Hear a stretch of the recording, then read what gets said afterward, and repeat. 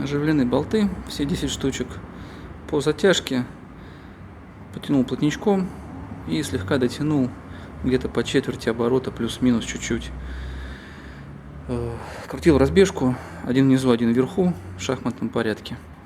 Ну, просто, может, чем-то поможет. И когда уже все закручено, этот кабель датчика, он, если будет стоять на своем месте, немножко мешается откручивать, закручивать. Он просто ставится здесь, внизу на место, вот в эту вот ложбиночку.